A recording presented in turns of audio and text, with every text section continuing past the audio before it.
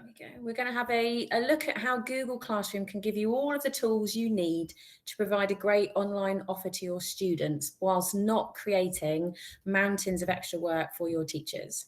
It is worth saying at the beginning of this that I could spend hours going through Google Classroom. It has so much functionality.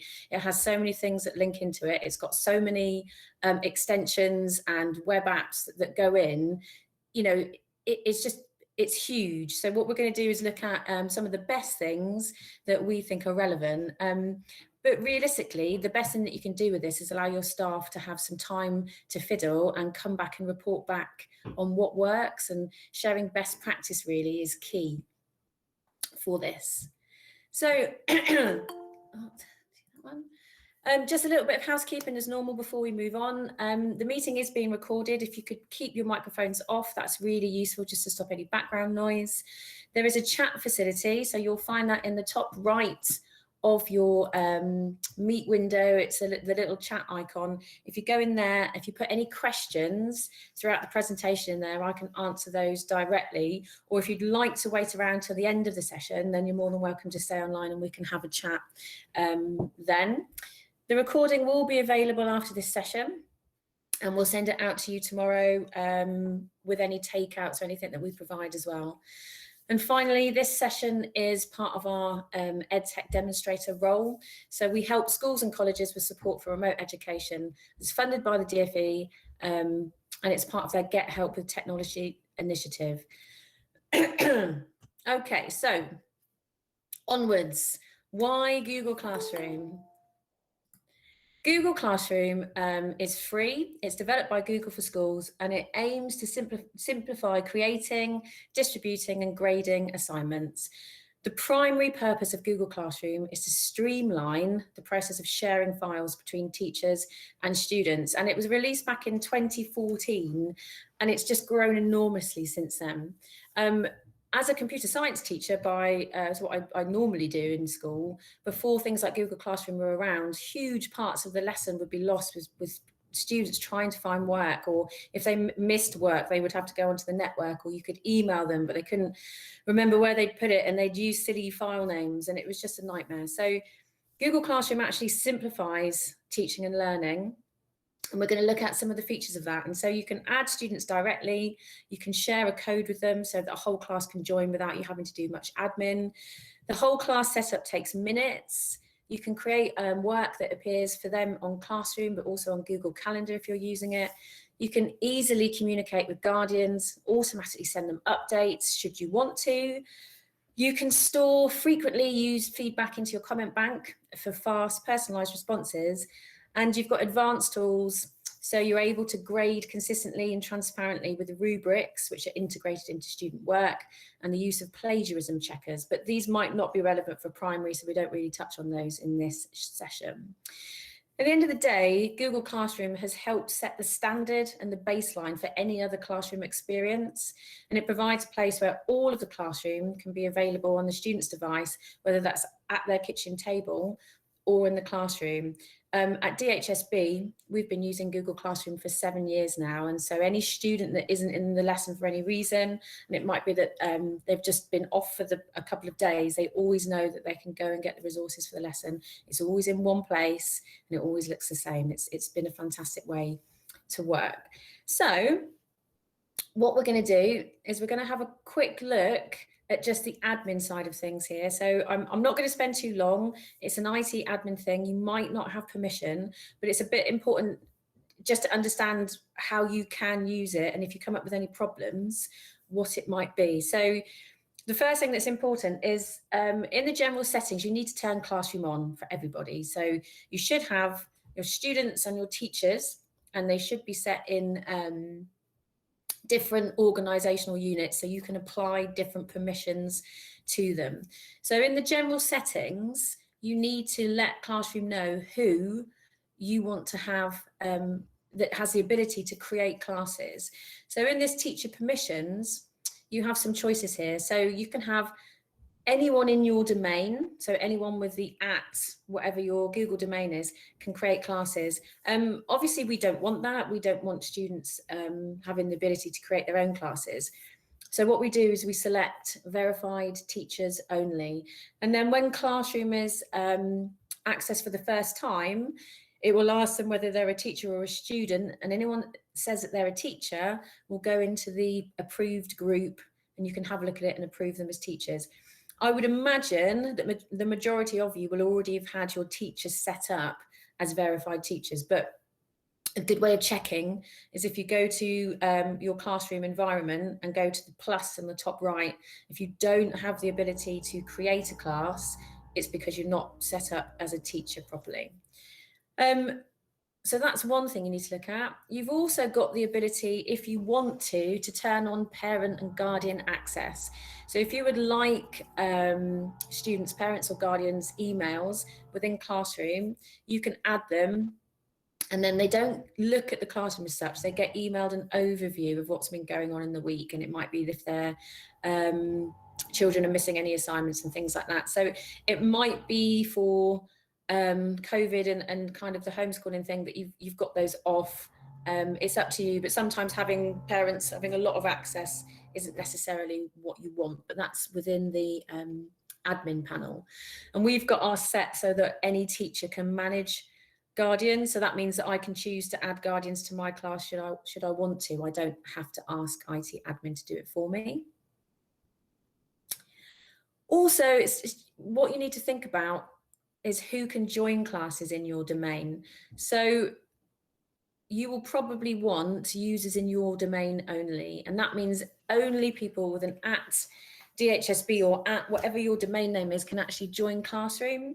So at DHSB, we have a few schools that we are sharing resources with. And if you're a multi-academy trust, for example, you might want users from other domains or schools to join your Classroom, in which case you can just select users in whitelisted domains, and then you can add the domains that you want to have access. If you've got several schools, you just put them as whitelisted and have users in whitelisted domains.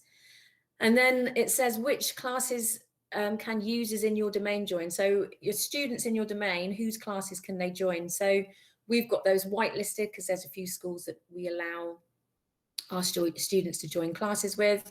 But you could turn that on to your domain only. And of course, there's any G Suite class, not recommended really, because you want to know what your students are doing within your Google environment. On that top one though, it might be that you don't have Google set up properly and you just want parents maybe to join a Classroom, in which case you can just turn that to any user, and then any parent can join in your Classroom. But they're all accessed via the Google admin panel, just something to check in with your IT team.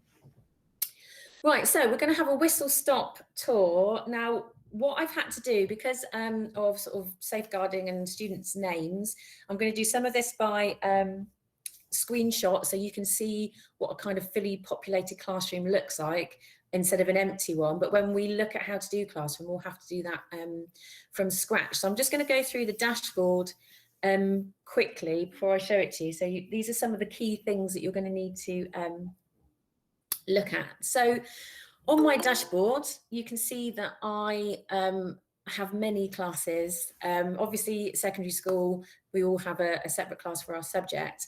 So students can have up to about 21, 22 classes. But if you can see on the screen, as long as they're named appropriately, it really isn't difficult for them to manage. So on the left-hand side at the top, otherwise known as your hot dog menu, the 3 lines, that's where you've got settings for your main dashboard. So if you look in the menu, I can go for any classes that I'm teaching. I can have the review tab, and basically that just takes me to any work that might need marking. And then I've got all my classes underneath. I've also got a separate one of classes that I'm enrolled in. Now I'm enrolled in a couple of classes, and you should be able to see the difference on the screen, but I'll pinpoint that in a minute. And the difference there is this is what the students will see. The students won't have this teaching bit, but they will have the enrolled bit, and they can click on to do, and that will give them a to-do list of any assignments that you've set, and it will tell them whether they've been handed in, whether they're late, whether they've been marked. So it's a really nice quick way to have a look what they've got to hand in. And then underneath that, if you archive classes, so if you don't want them live anymore, you just put them in the archive and they save all of the details and you can still access them through your archive section. And underneath there, you've got settings, which is really important when you start using Classroom. So we'll look at those in a minute. Okay, you've also got, sorry, my computer's slow, there we go. You've also got, for each class that you are a teacher in, if you set assignments, it will automatically create a grade book for you. And a quick access to that is just by the tool highlighted there. You've also got access or quick access to the Google Drive. So when you create a classroom, what Google will do in the background, it will create a drive structure for you. So as soon as you start using Classroom, if you go to My Drive, you'll have a classroom folder. And every classroom that you have, everything you put in there, all of the students' work, all of your materials will stay in that classroom. So you've got quick access to the folder there. Also, if you look down at the bottom where the green cursor has gone to, so I'm enrolled in this class, so this is what it will look like for students. So because I'm enrolled in the class, instead of having access to the grade book, that's just a quick menu to get into their to-do list. You've also got the same access over to the Google folder, but they can't see everyone else's work. They can only see work relevant. So when I create the classroom, it creates a folder for me. It stores everything in it. When students join my classroom, it creates a private folder to them with only their own Google Docs in, okay? So they can't see anyone else's work. Also, top right, which we'll look at in a minute, is how you actually create classes, and you can join classes with a join code, and that's what your students will do. They'll join with the join code. Also, just at the top left here, nice little quick things. You can go straight to your calendar. You can have a look at the work that you've got to review. So if I've got any marking across all of these classes, I can just click on that one, it will show me. And I've also got the to-do icon because I'm a member of Miss Davidson's class, and I can click on that as a student. It will tell me all the tasks I need to do. Okay, so really important before we set up Classroom that you understand your notifications. So a great thing is everyone has a great idea. We set up Classroom and then you get an email every time something happens on Google Classroom. And if you've got several classrooms, it can fill up your inbox really quickly. So within that settings, which is the hot dog menu, right down to the bottom into settings, you can actually turn your notifications off. So that top one will turn all of your notifications off. So you just don't want any from Google Classroom. Or what you can do, if you look underneath, you can actually turn comments off, and you can turn specific things. So like if you didn't want to be emailed every time a student hands in late work, or every time a student resubmitted some work, you can just turn those off. And if you scroll down even further, you can actually turn things on and off specifically for a class. So if you're a co-teacher of a class, say you're just posting maths assignments to it, you don't want to be notified every time something happens, so you can just turn notifications off on that classroom. Okay, so how do you create a class? Up on the top right, you'll click create class, and then you'll just fill in some very small details. So you've got, I've created a new class for us called Red Class, and it's year 1. The last two sections there don't really appear. So if we just go back to the dashboard, Enterprise is your title, or the top bit there, and business studies, comp sci, stuff like that. And then the smaller writing is what goes in the second box, which is your section. The other two I wouldn't bother about. They appear on Classroom and you don't really see them. Before we look at it in a live view though, I just want to show you what it looks like populated, so you can actually see the benefits of it. So this is 10J, this is my computer science class for this year. I share this class, it's got 2 teachers in it. We both have exactly the same rights as teachers, but I just want to go through the stream, the classwork, the people, and the marks. So in the stream is kind of like a live view of what people are doing on Classroom. So it's kind of like a social media feed. Really, you want to limit what you're putting in there because very quickly they'll move down. So you can see on the students at 10J, I've posted some new material, so that's the reading for the lesson, and I've also posted some new assignments. And they could scroll down and they could see that Mr. Scott had posted some stuff. You can use it for announcements, so I could type a message to my class. So really nice thing for primary is for their teachers just to say hi every morning. So Miss Friend, who's my son's primary teacher, asks to, you know, post a picture of your cat or what have you been doing, and, you know, some nice motivational messages that go in there, and the students can reply. So I will show you how to turn that on and off, but you can have the stream as like a social media thing, so you can allow dialogue between you and the students and themselves. So that's up to you whether you have it on, and I'll show you how to turn that off. But effectively, that's what your stream is for. So in Classwork, this is where, unsurprisingly, all your classwork gets stored. So this is 10J. So you've got topics. So I've got the topics of progress tracking, course admin, systems architecture. It's all very GCSE based. So I will show you a primary one. But what's really nice is that on the left-hand side, if you use topics in Classroom, students can easily skim down. So they could go to network security, or they could go to memory and storage and have a look at what's in there, which makes it really good, obviously, if they've missed anything out. Now, you can also see in there some of the icons are slightly different, and that's because I'm posting material, which is stuff that I don't want them to interact with in any way.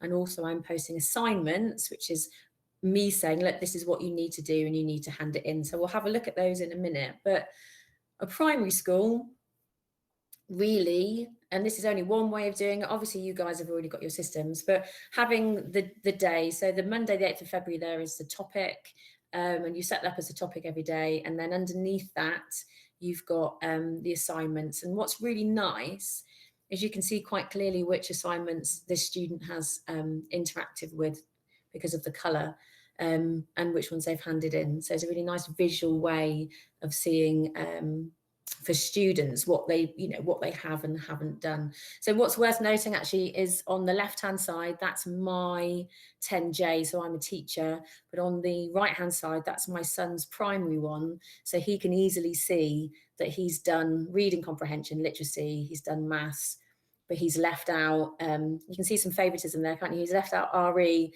and his arithmetic practice. Okay, so he can go in and know that he needs to do those. So that's your classwork.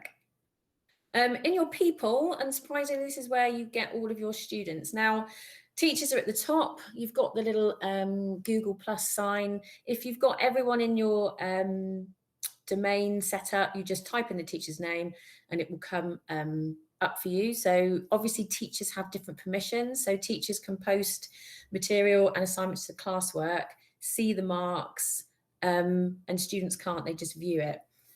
To add students, they can either have a class code, which I'll show you in a little bit, or you can just add them manually by clicking the plus button, completely up to you.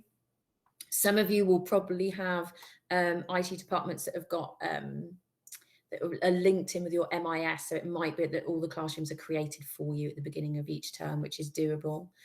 But what you've got here, for each student, I can choose to email them, or I might choose to email 4 or 5 students the same message. So I just select those and I can email them direct from Classroom. I can remove them from the classroom, so if they're no longer there. And also, I can mute them. So when we looked at the stream at the beginning, and if you're allowing students to converse with each other, you can turn specific students off. So what we might do is say, you know, open a question up, and if anyone's a bit silly, we might mute them for the rest of the day. Or if they are a continual offender about posting ridiculous things, we can just mute them, and then they don't have the ability to post to Classroom. They can use everything else, so it doesn't stop them academically in any way. It just stops them having the ability to comment to the class. And then you can also, if you look there, my top student, one of his, he's got his parental email in there because she wanted to have a look at what he was doing. And you can email guardians directly from there. So some schools obviously choose to do all of their parental stuff from Classroom, but that depends on how your admin and things work. So that's people. And then finally, When you set up Google assignments, so anything that you assign, Google will make a mark sheet for you. So this is my mark sheet for 10J. And what's really good about the mark sheet is if you make it unmarked, and I'll show you how to do all of these things, then you just get whether they've handed it in or not. So, you know, for us, what we're saying is if a student has handed it in, hopefully I can see that they've engaged in that task. And it's very easy to look down through. So if you look down on those far right columns, I can clearly see that 3 students there are missing some work. I can see that 3 students handed their work in late, but the rest of them all handed something in. And then on the half-term recap, I can actually put some numerical values in and it will work out an overall class score. So we'll have a look at that as well. What's really cool about that half-term recap was that was a self-marking Google form, which I set up as a quiz. So, you know, I didn't even mark that. When it did it for me, it gave the students their feedback and it filled in my mark sheet. Also, just very quickly, before we look at Classroom in a bit more detail, the best way for using Google Meet and the easiest way is to generate it through Classroom. So you just go to the Classroom settings, which is the cog. You can turn the Meet link on. This way, students only really need to navigate to Google Classroom. All their links are in one place. You can turn that link on and off, so it's visible or not visible to the students at the top of the stream there in the classroom. But if you use it this way, the students cannot join the video call before you. And if you are the last person to leave the course, if you kick everybody out and finish it, they cannot join after you either. So recommendation, if you're using Meet, then do it through Classroom. And then everything is in one place. So I'm going to share a different screen with you. And we're not going to look at all of this. And what I've done is all of these things, when you get the, when this presentation comes out to you, these are all links. So you can just click on these and it will take you to the Google training that's specifically for these. So hopefully, I'm just going to take over with a new screen so that you can actually see Classroom, there we go, as opposed to my PowerPoint. Okay, so this is Classroom. I'm just going to show you some stuff and how to set some basic stuff up. And then if there's time, or there will be time, I'm going to show you what we use, which is slides, Jamboard, self-marking forms, and other little things, electronic marking books we call them, so that we can have a look at student engagement really easily. So this is a class that we've set up, and just a reminder, it's just a little plus up here and you can join the class. I'm going to pop into this one, which I've set up for us. Now, what you can see is that I've set some assessments up. It's in the stream, and what that does for students as well. Sorry, did I have a hand? Sorry, I've got a question. Sorry, I've got so many screens, I heard a bleep. Can I recommend an extension that allows you to see if the children have accessed Classroom and how long they have stayed on? Yes, wow, they're all paid for. No, actually, that's not true. Computing at School just did a presentation on this, one called Schoolytics. I think it's Schoolytics. Let me check that name for you, which apparently does classroom analytics for you. I haven't looked at it. The one that I have looked at, I think is paid for, is called Classroom Zoom. I'll put those in the notes, but I'll just type them in here. So Classroom Zoom, and the other one I think is Schoolytics, but I will double check that one for you. You can, though, if you're using Google Docs, there's a couple of ones that will record like the students' work. It's called Draftback. So you can actually, if you install Draftback, you can actually watch the student live. So we have it on Docs so that I can just see whether students just copied and pasted something in, because you can sort of relive the whole document from the start. Okay, so this is our main window. So a couple of things. If you go into the settings up here, you can change your class details. You can get your class code. So this is what you'd send to students and say, join my class with this code. Here, this is where I said about that stream. So you can turn it off so only teachers can post and comment. You can have it so only students can only comment, or you can have students can post. Experience tells me that students can only comment is a good one, and then you can pose a question, but obviously you all know your classes. You can also turn on your Meet link here, make it visible to students. And this at the bottom is mark calculation. So if you are going to use it and you are going to get like things out of 100, you can just do it by total points, weighted by category, probably quite detailed really. It's kind of like a GCSE thing where you might have 80% coursework and 20% exam, things like that. And you can add a marking category, which I'm not going to go into today. Do remember to save your things there, though. I didn't save anything, it's not important. So, classwork, create. Now, one of the reasons I love doing these things is, you know, I can do this really quickly because it's incredibly intuitive. There's just a couple of things that have tripped up a few of us in the past that I just want to share with you. So, create. You can, if you are setting maths for year 5 and year 6, and you've got separate classrooms and you've set it up for year 6 already, you can actually just reuse a post. So this is really slow for me because I have a billion classrooms, but I could go into any of the classrooms that I am a teacher or co-teacher of, and I can select a post that I've already done, and I can reuse it and put it into my classroom, okay?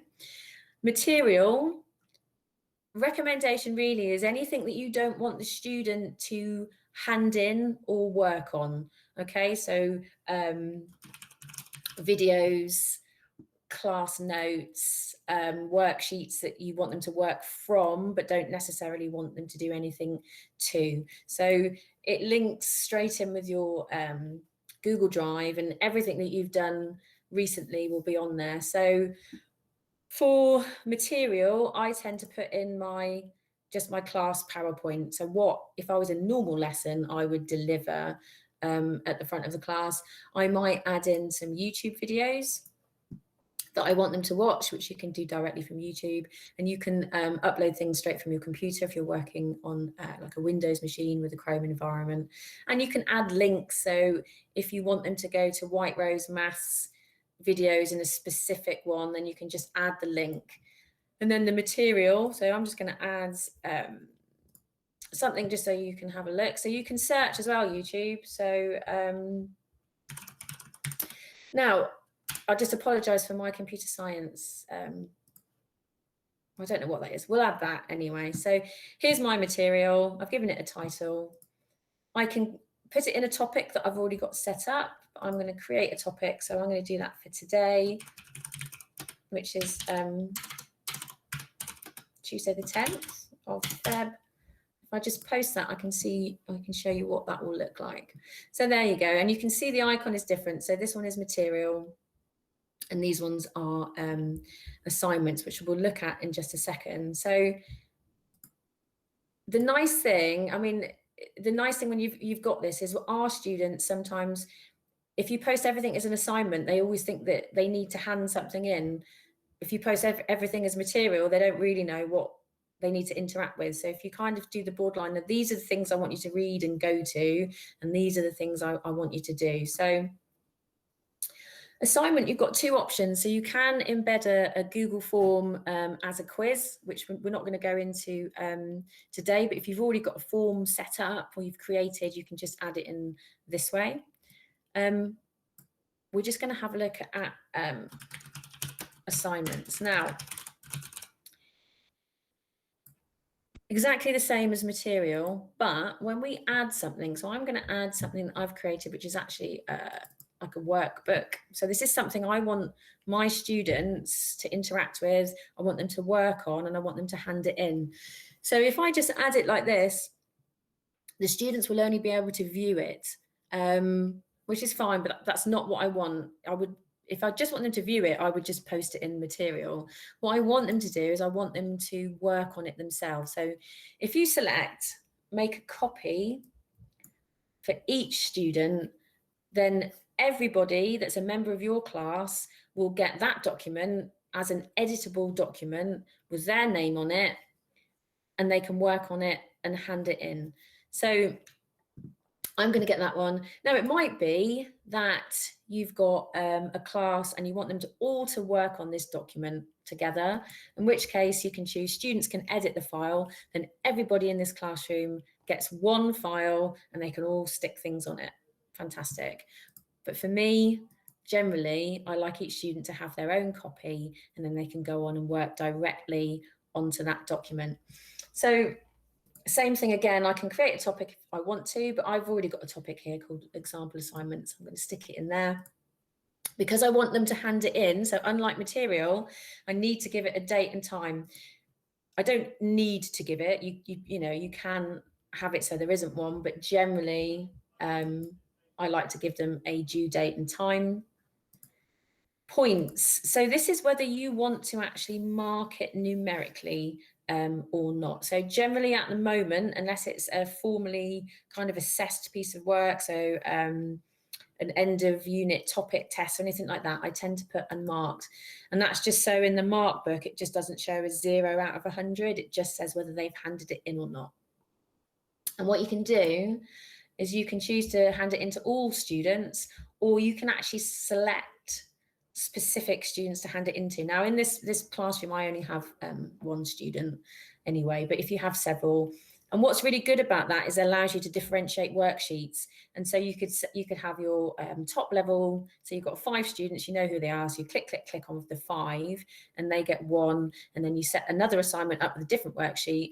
And of course, none of the students know that they're getting a different worksheet. They can only see their interface. So it works really well. To assign it, I can save a draft. So I can set up my classwork up for the week if I wanted to, and then make it live when it was relevant. I can schedule it. So Google will actually schedule it for me. So 8 o'clock on a Monday morning, for example, or just assign it immediately. And then it will just take a minute because it's making a copy for that person. And then it will go onto your dashboard. There we are. Now, you can just create your topics if you want to. So if you're organized like me, you might want to spend the first 5 minutes sorting out your topics, or it might be that you just want to do it by day, in which case you can do those in the assignments. So what does that look like for your students? Now I've got, hopefully I can share. If I stop sharing this one, I'm going to share a different one with you. So just bear with me a second while I go back to Google Meet. I just want to show you what that looks like for a student. It's all good and well looking at it for a teacher, but what does that look like as a student? So if I go to here, so straight away it looks very, very similar, but you can see that the mark has gone because obviously I can't see marks on the student. The stream tells me what's going on. It tells me that the stream was updated since I've logged in. So, oh, I can see that Miss has been really busy adding some things on. So if I bob to Classwork, here's the material. If I click on this, it just takes me to the YouTube video, and you can see that I don't hand it in. I don't have to do anything with it. I can, because I've got the stream turned on, I can write a class comment if I wanted to. If I go back to Classwork, I can see here, I've done these two, but this one is new. So if I click on sample assignment, I'm going to have a look at it. And so there's a few options here. Students can write class comments and everyone can see them. Private comments go directly to the teacher, and I can respond privately to those ones as well. So I can add one directly for the teacher. And then the work that I've assigned for them is here. But what's really nice is it gives them the option to actually add more work or create from scratch. So if I go to here, the student can create their own doc to hand in, or they can go to Google Drive and hand in something they've already done. But for this one, I've set up an assignment for them, and it's this one, and then the student might write some stuff in it. I'm not going to bore you by actually filling this in appropriately. So because it's Google, everything that the student does in that window, if I close it, it saves. So the student's done it. She's like, okay, brilliant. Hand in. Hand in. And if I just show you what this looks like for the student here, you can see this is the teacher name, and it puts your emoji in here. And I can click open your work for Red Class, and I can see that I've handed everything in, but that Miss hasn't marked it yet. If I go to people, this is a new change. You used to be able to see the students, but because of privacy and stuff, now you can only see the teacher, but you can email the teacher if you've got emails turned on, obviously, for your organizational unit. So if I bob back as the teacher into the classroom, I should be able to have a look at the things that I've set. So if I look at this assignment that I've set, I can see that one student has handed it in. So obviously I've only got one student in my class for this, but if we go back to here, what I wanted to show you is what that looks like.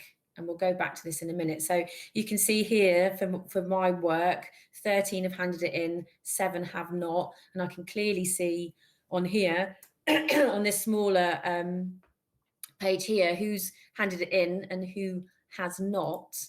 But on this one here, obviously I've only got the one. But if we click on the person who's handed it in, I can see the private comment from the student here. So I'm going to click on the work. And you can see here, I have the option to reply privately to the student there, or it might be that I just want to continue marking work. Now, there's a couple of things I can do at this point. I can add a private comment, so I can just give the student some feedback on the work in the box here, like so. This one, I didn't specify a mark, so I don't have to grade it numerically or anything like that. But what you can also do is if I wanted to specifically highlight this, I can click on it, I can add a comment, and then I can type a comment which is relating to this. What I can also do is actually, if I put a hashtag in, you can see that I've already got some comments that I've typed out in my comment bank. So there we go, I'm going to excellent effort there. So this one here, your comment bank, you can actually add comments. So if you are consistently saying the same thing over and over again, and quite often what we can do in classes, isn't it, have kind of 3 comments that we can use, or 3 targets, you can just add them to the bank here. So I'm just going to add this one, and then what you can do, like I say, click here, and if you want to make a comment, if you just put your hash there, or it will put, hash will put all of them, and then you can start typing and it will pick up the ones with the certain letters in. You can also go over here and just copy it directly and paste it into here, or you can also see that I have this little emoji. So I know some of you are already using Moto. So this is a Classroom or a Google extension. And what that means is that instead of typing a comment, I can actually put a verbal one in here. Now this won't work because I'm on a different computer, so technically I've got no microphone, but that's Moto, so I can just leave a verbal comment here. You can, as well, if you want to, just type directly into their work as well. And then when you're finished, so, okay, I've done that one. If I have more in the class, I just select the next student at the top here, and I'll just scroll through. So I go next, next, next, next, next. If I'm doing verbal feedback as well, so if I'm clicking on that Moto button, I can mark a class of 30 in, I don't know, just no time, less than 20 minutes, really. if I'm using the comment bank, takes slightly longer, but you know, it depends what I'm assessing. If it's something formal and they need better feedback, then obviously I'll put more time into it. But if sometimes students just want to know that their work's great, or you know, it's a thumbs up, then you can just use some of these really quick ways. And then when you're happy, you can return it. And what you can do is wait until you've marked all of them and then return all of them. Nikki, will the children be notified if a comment is left on their work rather than, yes, as long as they've got their notifications on. So they're on by default. So our suggestion is if you don't show students how to turn them off, they won't turn them off. But there is no way currently for us to force those comments to be on, which is a bit annoying because actually, yeah, it is really helpful if they're done. But any comments, they will be notified that we've left it on their work. So assignments are fabulous. And the great thing about them, like I say, is if you've got it unmarked, but you change your mind, you can actually put in a score and say, well, actually, I want to mark it out of 100. And then you can go in and add a score later. So it's all very flexible about what you do. And if I come back to here and go to marks, you can see that I've started to put the marks in. Now, I only just changed that and didn't give it anything out of 100, which is there, but it will add these all together and it will just keep adding the assessment, the assessments on. And it might be that you don't want to assess everything, so that's fine. But you know, if you've just got the unmarked on, it's really, really nice to see that they've handed their work in. So what I want to do very quickly, because we haven't got a lot of time left, and I'm aware that you guys have fantastically just sat listening to someone waffle on for a long time, is just look at how powerful those assignments can be. Now, I am aware that I am a secondary school teacher and that majority of you are primary, but it's just so easy to do. So this is an assignment that we set. It was an end of unit assignment. We gave every student this workbook. So we created a workbook, which was a case study. So all of the green boxes are where we wanted students to add their work in. They've got the instructions at the top. And then here we've given them some drag and drop activities. And yes, it's slightly time consuming to make the booklet up, but for us, obviously we've got this now forever, whether we're in school or not, and it's really useful. So the students filled it in. To mark it, I've just put some private comments in here, which, you know, I can do that for every slide if I wanted to.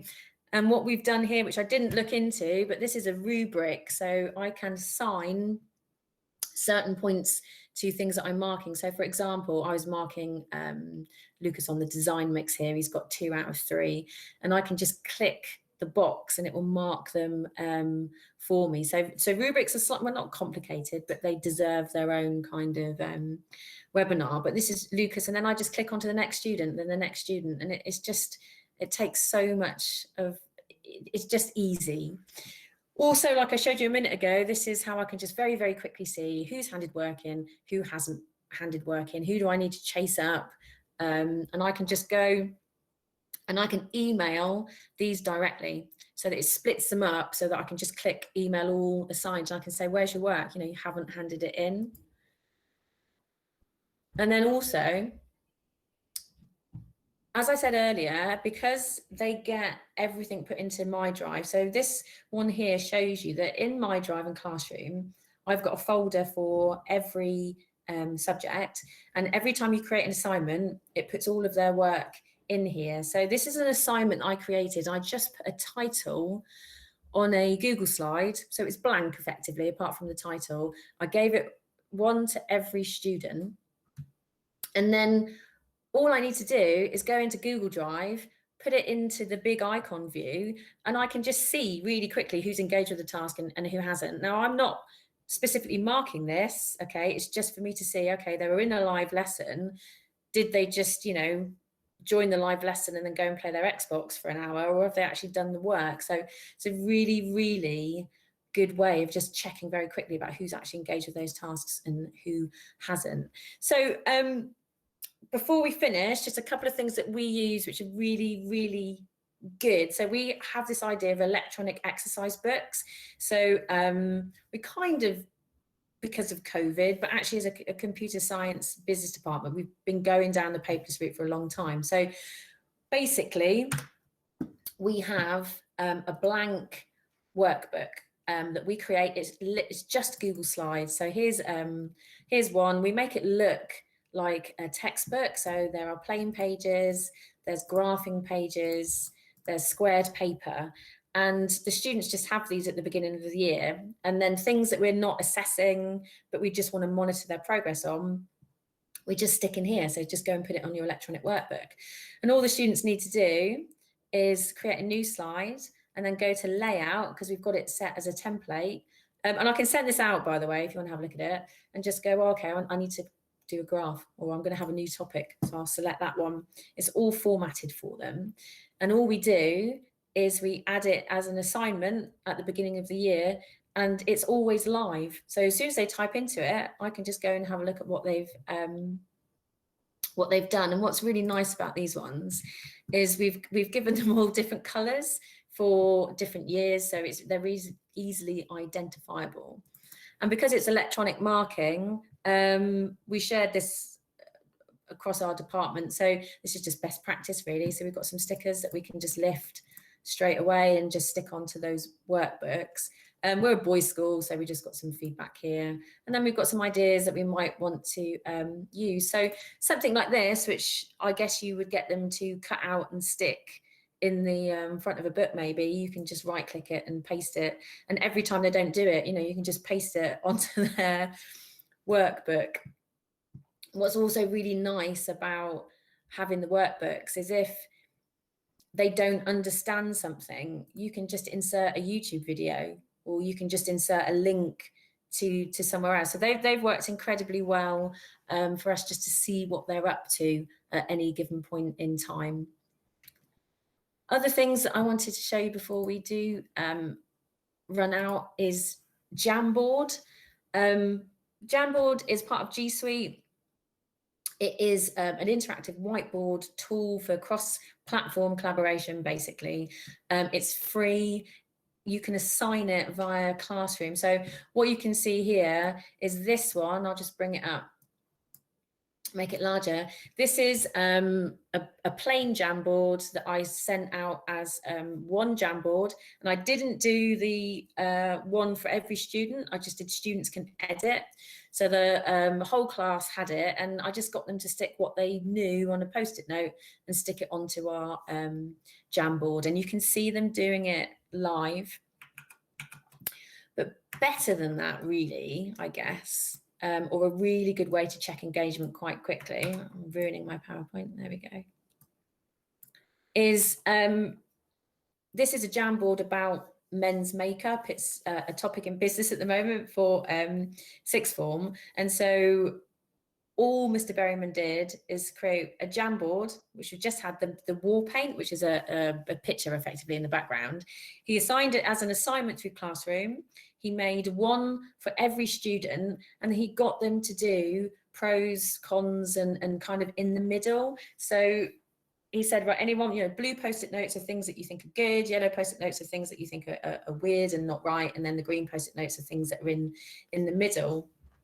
And what he can do from that, just by going into his Google Drive, is really quickly see, again, who's engaged with the task, who's put in a lot of effort, who perhaps hasn't done quite as much. So Jamboard is part of Google. It's just, I've got it here, jamboard.google.com. So what you can do, here's a Jamboard that I've made, thinking about primary. So I've taken this label the plant image, and I've made some post-it notes which are just on the side here.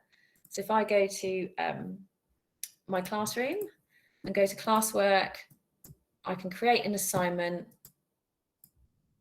I can add that Jamboard, which is here. And then if I remember, make a copy for each student. Oh, there we go, Jamboard. I can choose a topic if I want to, do my due date as well. This one's going to be unmarked, and assign it. Every student in my class has that Jamboard where they can move the labels around, and then as soon as I go to mark it, it's really obvious who has and has not done that, because if you remember, I can just go to my class drive folder. There's the assignment. No, because this one I've just set, I've been messing around in this. And here's Claire, she's my only student in the class, but I can clearly see that she's done no work on that straight away. Self-marking forms, I've put a link to this on here for you. So not only do Google Forms do surveys, you can actually assign points values to them. And you can not only give the students instant feedback, you can actually say in the Google form, if they're right or wrong, you can give them specific feedback. And then also what that does, if you have a look here, this is an algorithms review. It tells me who got what right straight away. And it does at the top, the questions that most students got wrong. So you can identify misconceptions really quickly. It gives you feedback. Again, it's worthy of its own webinar, but I have given you the link there to do it. It's super easy. It's kind of time consuming just to set it up, but then it's just fantastic to get a quick overview of where the students are at. They really enjoy doing it. You can release their scores to them straight away, and more than that, you can actually give feedback. So if they get the question wrong, there is an option there to add feedback to say, you know what, you got this wrong, but why don't you watch this YouTube video? We've got, I think we've got a YouTube video based around that on our channel, which I can send back. Verbal feedback, I've shown you that via Moto. Moto is free for the rest of the year for teachers. It installs, you just get this little purple icon. You can click on any Google Doc and leave a Moto MP3 basically, and the students don't need to have Moto installed to listen to it. They can just plug in and listen to what you said. Other things that we're doing that are working really well for us are the use of visualizers, so plugging in a separate camera and actually recording while we do things, or even on an iPad, and then leaving it in the classroom as well. I've put this in, I'm aware of the time. It's been a really lot of information in an hour. And I started to create this for apps that work in classroom. But do you know what? There are just so many. So the benefits of having it is that you can just get a classroom in any of these apps, which is based on your Google Classroom. So Quizzes, for example, basically does forms for you, and it's gamified. So the students can play against each other on quizzes. There's loads already out there, and it syncs directly with your Google Classroom. So I can set a quizzes for an end of a unit topic test, and then they can do it on Quizzes. They really enjoy it, and then it will bring all of those marks into Classroom. So it's just like a slide that there's no point going on with that one, because there's just so many great ones out there, particularly for primary schools as well. And then finally, that, you'll be pleased to know, I think, is the end of today. So a couple of key points then is just to make sure your teachers are verified. So a good way to check that is that they can go to the plus screen and create a classroom. Think about the structure before you do it. So, you know, one class per year group for primary, or you're going to have one per teacher. Think about what you're going to post to it in the easiest way. Normally one class per teacher works really well. Work that you don't want to be completed should be material. If you want to give feedback or monitor engagement, make it an assignment. And do remember to click unmarked if you don't want to give it a numerical score, and then you can just have a mark sheet which tells you which students have handed in and which ones haven't. But do remember, even if they forget to hand it in, you can still see the work that they've done. Okay, the hand in just kind of notifies the teacher really that they're ready for it to be looked at. I've got a couple of questions which I'll have a look at in a second. All work is available on my drive, so even on archived classrooms. And at the bottom here is a link to a new, I don't know if I can show you that actually, let's have a look. A new document. It's just come out from Google around Classroom, and it's all educators, okay? This is not Google, this is all teachers differentiation, all kinds of things. How do I support students on mobile devices? A really, really super document that you can look at your leisure. So Dana, please can you tell me how to record my Google Meet? Yes, I can. So bottom, I don't know if you can see my Google Meet screen. Let me just go back to it. Here it is. So the bottom 3 dots here, if you click in here, you'll have a recording. If you don't have it there, that's because your IT admin haven't got recording turned on. It's a setting in admin. So you need to go in and make sure that you've got the record meeting turned on. Right. So I appreciate that, guys. It was it's very hard to get Classroom into an hour, to be honest. Is there a way of archiving work that has been completed so the class list is streamlined and doesn't look too overwhelming for parents? It is my belief, if you delete it, it will go and your comments will go, but the work will still be in the Google Classroom folder. So it depends on whether you want them to stay or not. I mean, what you can do is move these up and down. So it might be that you move some down to the bottom, but they will stay up there unless you physically delete it. I mean, you could rename them as well, I guess, and just do archived, rename them, and then bob this one down at the bottom. But they are drag and drop, by the way, as well. So you can drag them and just grab them. So that's potentially one way around it. But I move mine at the end of every week to half-termly. Yeah, I mean, it's if I go into my son's, he's just got day after day after day after day. But the good thing is the new one always appears at the top. So, you know, he just effectively ignores everything underneath. So I'm happy to stay on for any questions. It is 1 minute to 5, which is outstanding timing.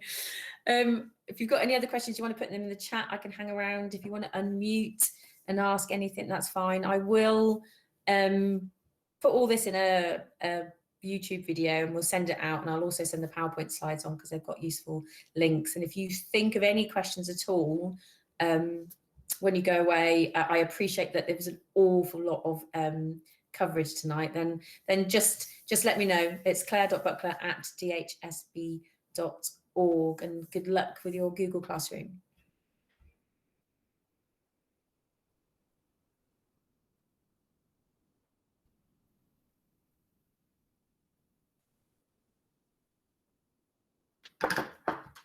Thank you, guys. I thank you for listening. It was a long one.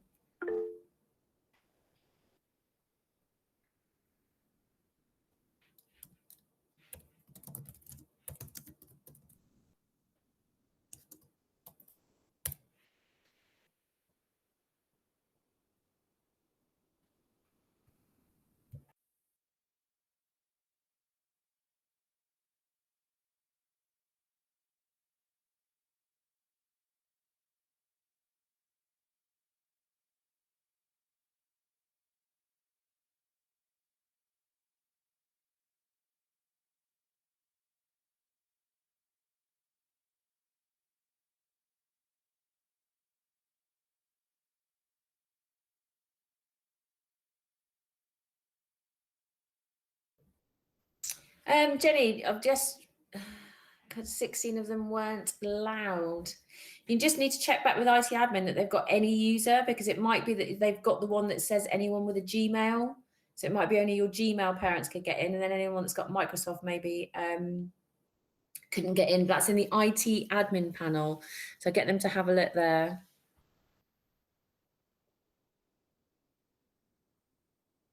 Thanks, Jenny. Thanks, Sharon.